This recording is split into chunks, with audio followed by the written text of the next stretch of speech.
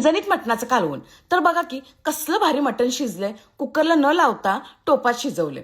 मग या की खायला. आणि कसं बनवायचं चला की बघूया. तर सगळ्यात आधी स्वच्छ धुतलेलं असं मटण घ्या. ह्याच्यातच हळद, मीठ, हिरवं वाटण. आता या हिरव्या वाटणासाठी अद्रक, लसूण, हिरवी मिरची आणि कोथिंबीर घ्यायची.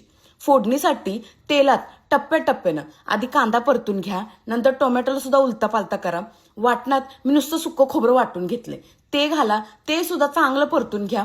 मगाशी जे आपण मॅरिनेट केलेलं मटण होतं की नाही ते घालायचं आणि सगळं बघा असं मिक्स करायचं.